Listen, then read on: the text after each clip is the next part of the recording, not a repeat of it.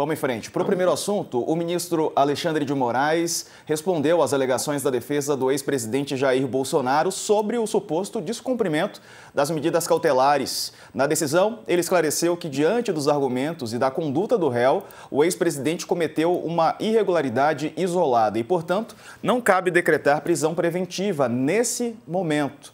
Reinaldo, havia toda uma expectativa por conta dessa cena aí, né? Ele foi no Congresso, mostrou tornozeleira, cena se replicou nas redes, falou da justiça, que era uma humilhação terrível que ele estava passando. Mas o ministro Alexandre de Moraes preferiu, por enquanto, descartar a prisão preventiva. Vamos lá. As coisas têm história e meu problema não é de memória. O problema é só falta de dinheiro, memória. Né?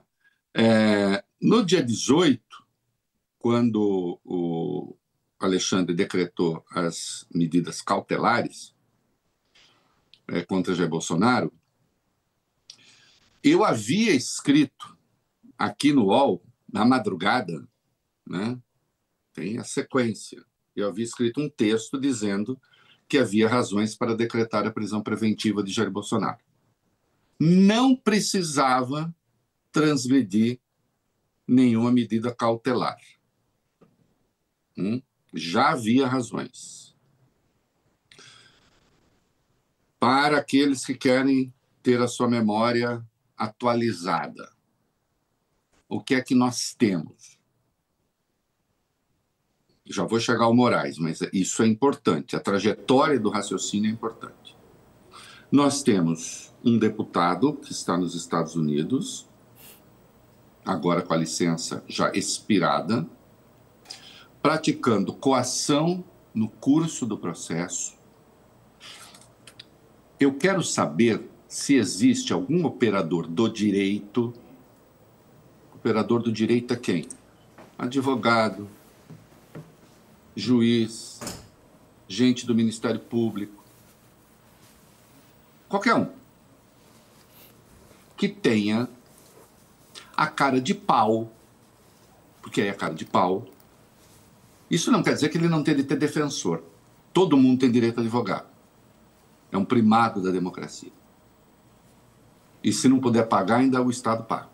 Mas eu quero saber se tem a cara de pau de, num debate, dizer não, ele não está praticando coação no curso do processo. Aquilo que ele está fazendo lá fora não visa a interferir na decisão dos juízes aqui.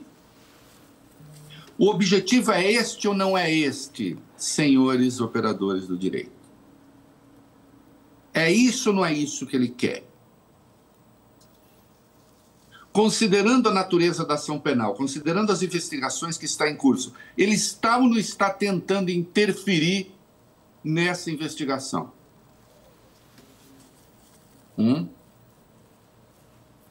Isso caracteriza ou não caracteriza uma ameaça à ordem pública?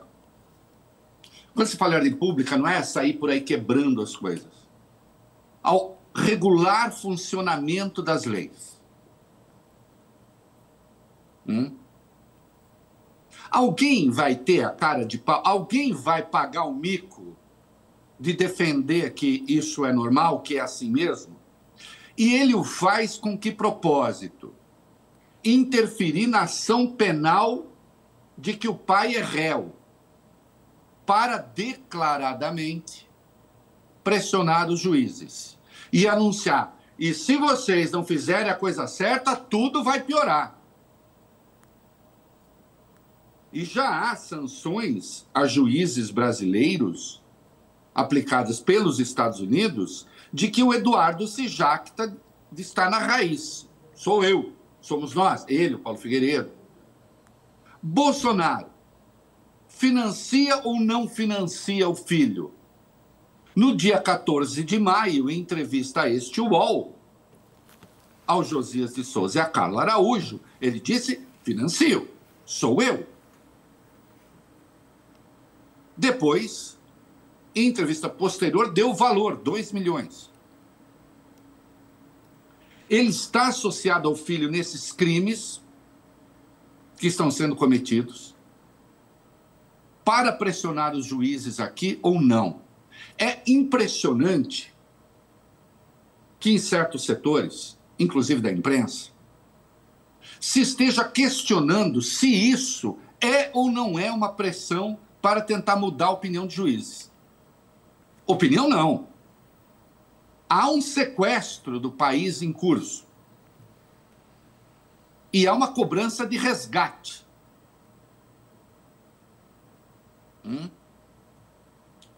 Que Eduardo faz, que o pai dele já fez aqui, o beneficiário potencial dessas suas ações deletérias, associado a um governo estrangeiro para punir o Brasil e o conjunto dos brasileiros, um sujeito que diz, ainda que o Brasil vire terra arrasada, eu me sentirei vingado desses juízes.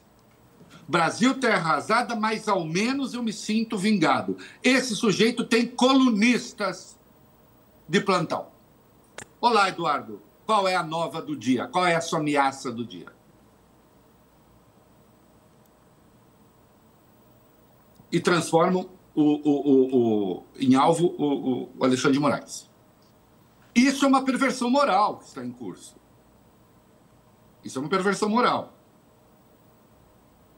Essa é a destruição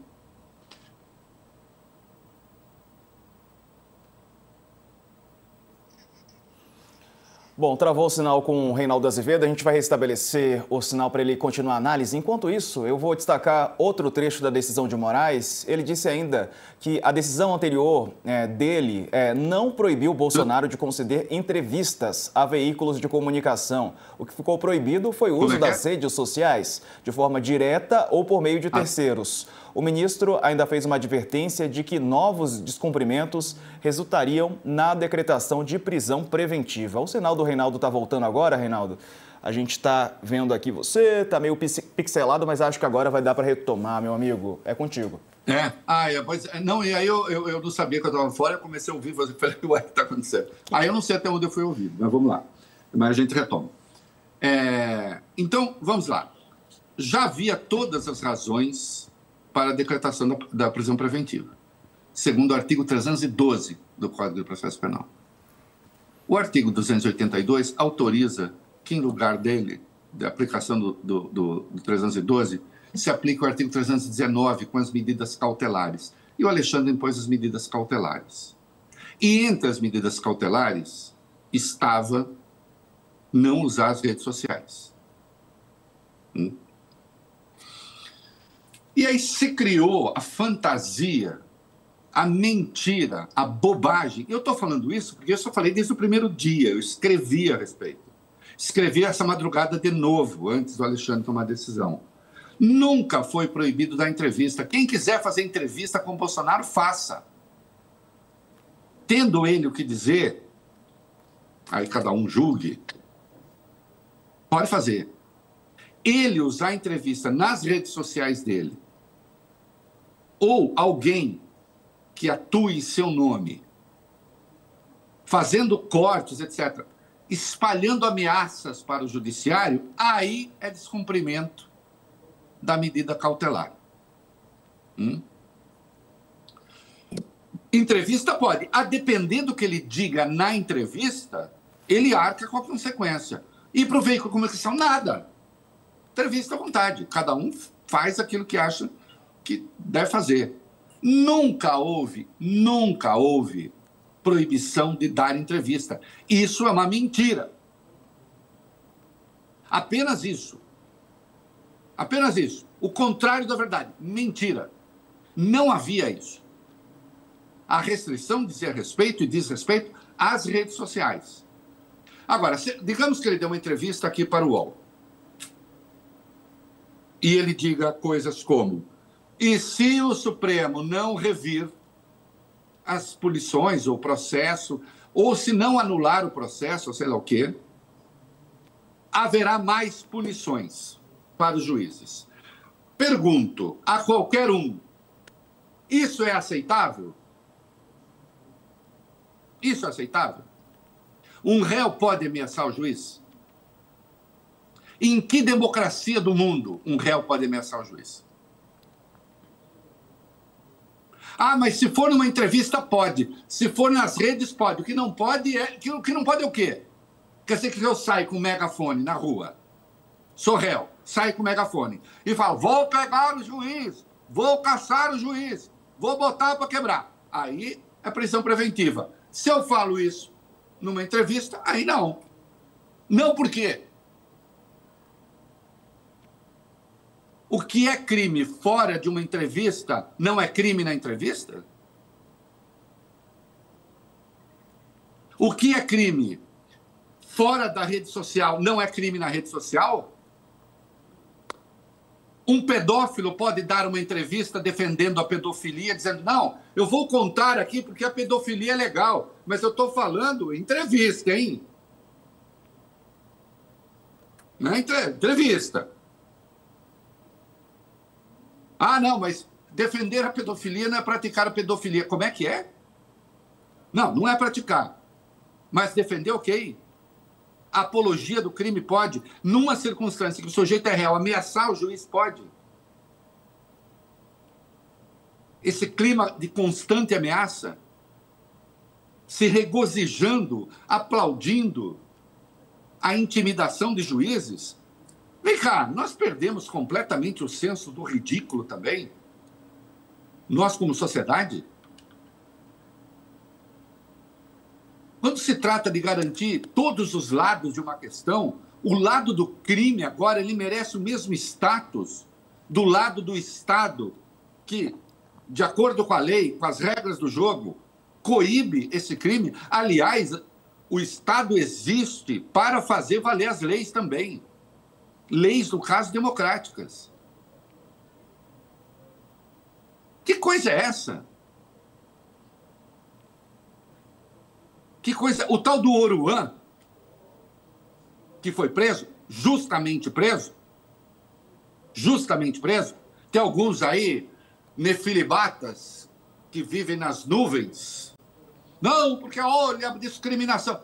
Resistiu à ação da polícia, tentou impedir prisão de não sei o quê, jogou pedra, ofendeu. Ah, não. Aí, nesse caso, sim.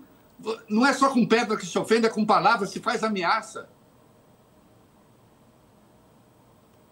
Que diabo é isso? Que mau espírito tomou conta de certas áreas do debate para entender que golpistas agora, diante da iminência da punição, passam a fazer ameaça ao sistema judicial, se associam ao governo estrangeiro para atropelar o tribunal aqui. Então havia razão para a prisão preventiva. O Alexandre não decretou, foram as cautelares. Sim, ele transgrediu uma cautelar. E aí ele gabaritou as 5 razões do artigo 312 do Código de Processo Penal para a prisão preventiva. De qualquer modo, um juiz sempre é livre para modular a aplicação da lei segundo circunstâncias outras que têm de ser levadas em consideração. Ele pode aplicar com mais ou com menos rigor, o que não pode ignorar a lei. Não é? Não, eu não estou... Eu até achava, e todo mundo sabe disso, até achava que não seria... Quando eu escrevi o texto no dia 18, eu disse, mas eu não defendo a preventiva, estou dizendo que existem razões para tanto. Agora, com a transgressão que houve, aí eu defendi a preventiva. Mas o Alexandre houve por bem, não. Né? Agora, vamos parar com esse negócio de que é legítimo e é parte do jogo pressionar juiz, ameaçar juiz. Juízes esses que já estão punidos. Já estão punidos. No caso dos Estados Unidos, com a revogação de vistos. Eles e seus familiares. Exceção feita a 3 ministros. Nunes Marques, André Mendonça e o glorioso Luiz Fux. Não é? E note, insisto, o UOL quer fazer entrevista, Folha quer fazer entrevista, Band News FM quer fazer entrevista, não sei o que quer fazer entrevista, façam. Vai acontecer o que com os veículos? Nada. Aí Bolsonaro dá entrevista e ameaça o Alexandre e outros e tal. E defende as ameaças que o filho dele faz, que ele tem feito isso. Ele tem defendido a atuação do filho dele, que ele financia. Aí o que ele disser e o uso que ele fizer disso nas redes, isso sim se vai avaliar segundo o critério das cautelares impostas. Outra objeção energúmena, não existe no 319 nenhuma referência às redes sociais. Não precisa. Não precisa. Imagina agora se o artigo 319 fosse elencar, fazer o elenco de todas as possibilidades e circunstâncias que existem de usar a rede para desafiar a ordem judicial. Isso é uma pataquada de lobista de rede social. Não tem isso. A rede social é apenas um meio, é apenas um instrumento do desafio à ordem judicial. Que diabo está acontecendo? Aí vem uma conversa absurda, né, de qualquer impedimento de uso das redes sociais caracteriza censura prévia. Como é que é? Isso é um princípio? Isso é um princípio? Se for um princípio inegociável, não admite exceção. Sendo um princípio inegociável, não admite exceção. Então, é preciso liberar as redes sociais para o Marcola, para o André do Rap e para outras sumidades da vida nacional. Ô, Reinaldo. Ah, mas não pode entrar computador na cadeia lá. Não, o Marcola arruma alguém para fazer para ele aqui. Eu vi que você escreveu sobre esse papo de censura prévia, né? Papo furado. Papo furado, cara. Papo furado. Agora, vamos liberar as redes sociais para os criminosos, porque a tese que eu li de um rapaz... Como é que é? Como eu não sei o que eles dirão, proibir que digam é censura prévia.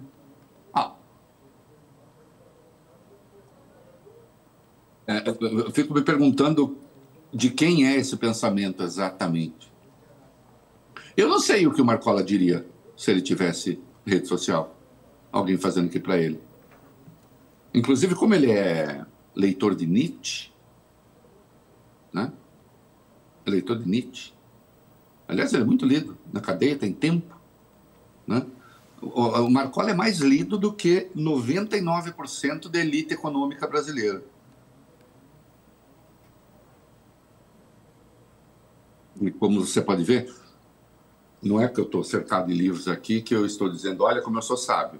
Mas se é uma coisa que a gente vê muito pouco em casa de rico no Brasil, é livro. Livro de verdade. Não aqueles de enfeitar a estante. Já que ele é especialista em Nietzsche, né, brincando com Assim Falou Zaratustra, vamos fazer o seguinte. Vamos fazer o livro Assim Falou Marcola, com as vastas emoções e pensamentos imperfeitos de Marcola. Já que eu não sei... E aí é o seguinte, a gente vai avaliando caso a caso, tá? Segundo a tese desses gigantes do pensamento. Em vez de limitar o uso às redes sociais, então faz assim, não, caso a caso.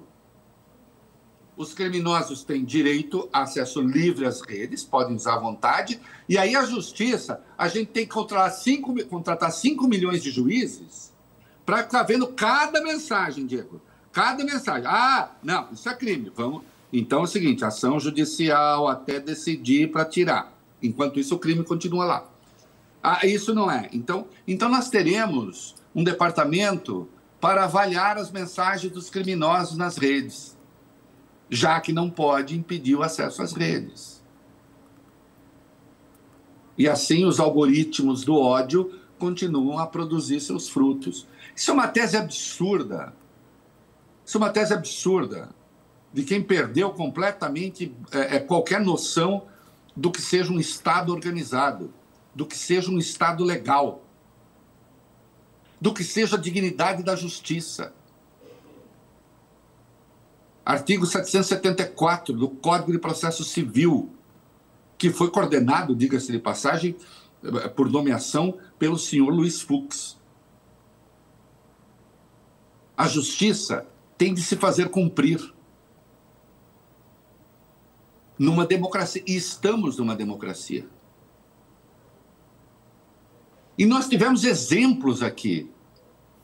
Olhe como é preciso distinguir o que é o respeito ao aparato judicial, ao Estado democrático, do mérito das decisões.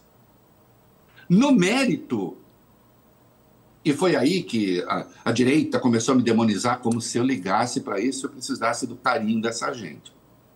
Aliás, quando a gente tem alguns adversários inimigos, isso também diz muito a nosso respeito e, às vezes, pode ser um atestado de boa conduta, né? Mas o Lula foi condenado sem prova.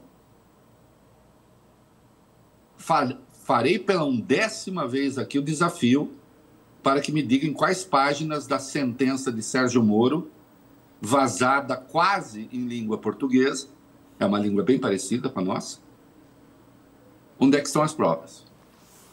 Não estão. Era incompetente para o caso e finalmente declarado suspeito. O Lula foi condenado. O Lula foi preso. Ficou 580 dias. Em algum momento nós vimos ataques às instituições? Qual? Onde? Quando?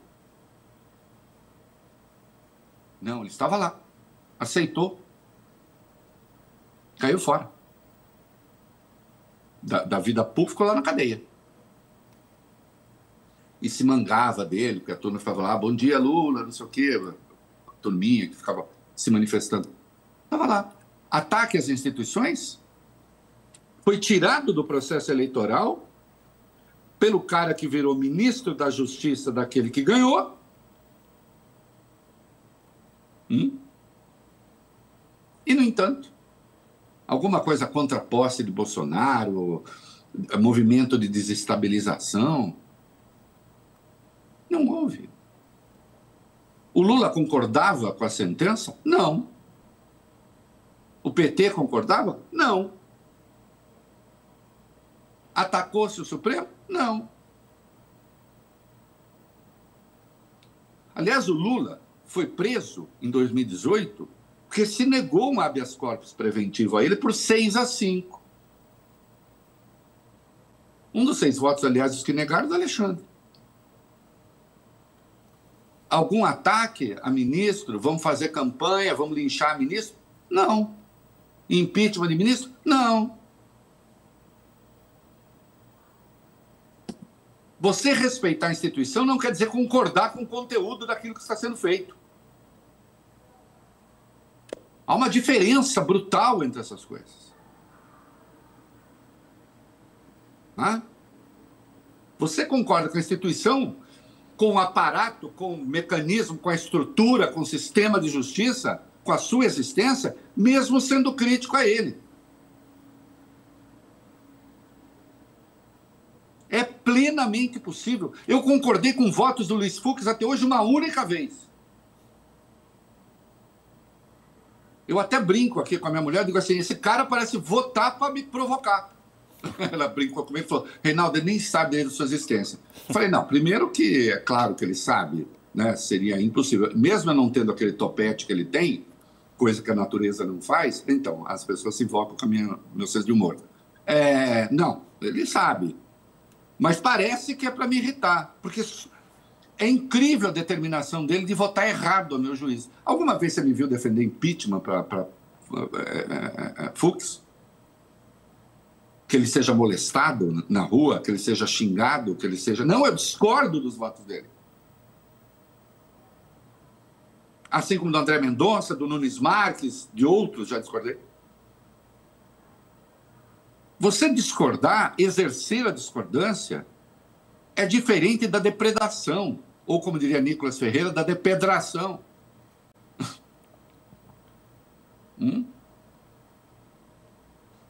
É preciso entender isso. E é isso que essa gente está fazendo. O alvo deles são as instituições. Não é o conteúdo um ou outro, porque eles têm um projeto autoritário de poder, ditatorial de poder. Como lembro sempre, a primeira manifestação golpista promovida pelo Bolsonaro foi em 26 de maio de 2019. Ele não tinha concluído nem o 5º mês de mandato e não tinha perdido nenhuma no Supremo. E, no entanto, houve um ato contra o Supremo já. Não é? Então, censura prévia. Defendam a tese. Marcola tem direito a redes sociais. Alô, mas eu já estou condenado. Não interessa. Se o princípio é toda proibição de acesso à rede é censura prévia, vale para qualquer um.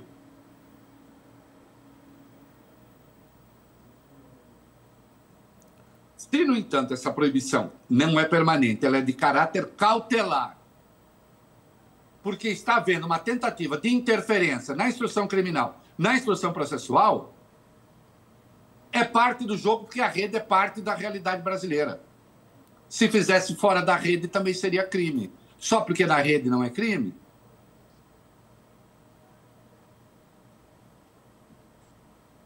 Tentem responder a isso. Ô, Reinaldo, quem se manifestou também foi o ex-presidente Michel Temer, né? E ele falou o seguinte, ele publicou um vídeo pedindo calma, diálogo e bom senso diante da crise diplomática entre Brasil e Estados Unidos, avaliou como injustificável a retaliação comercial contra produtos brasileiros e também criticou a eliminação de vistos dos ministros do STF por parte do governo norte-americano. Para o ex-presidente, as conversas devem acontecer entre os chefes de governo. É difícil? Claro que pode ser, mas não pode deixar de ser tentado. Palavras de Michel Temer. E aí, Reinaldo?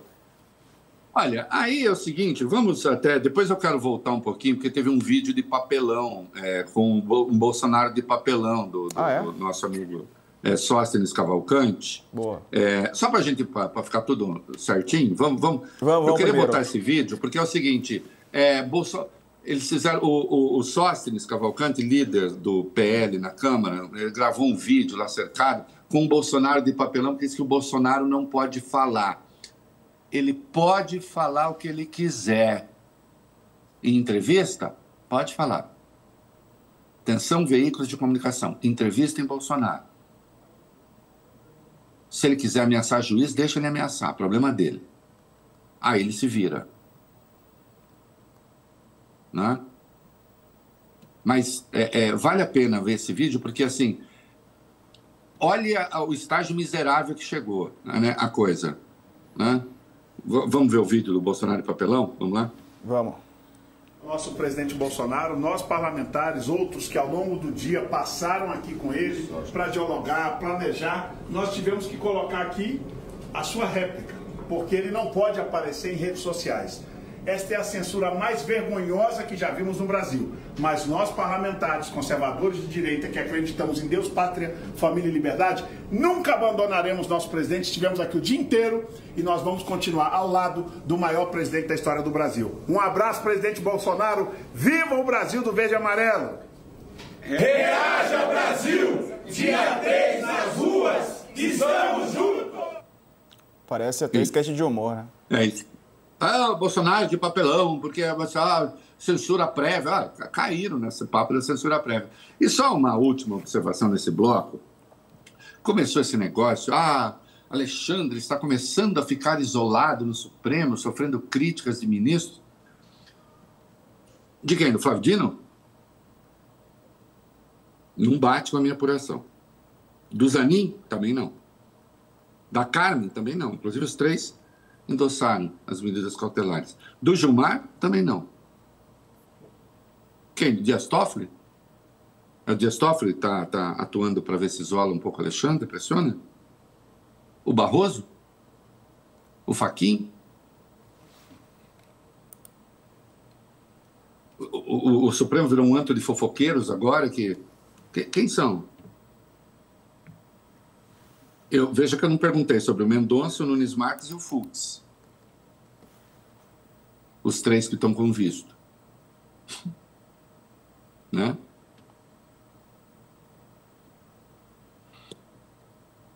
Há uma tentativa de ver se... o Alexandre está se distanciando de quê mesmo?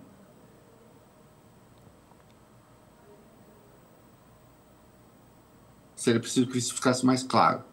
Para não ficar só essa esfera de zoom, zoom, zoom, de fofoca, né? Tudo em off.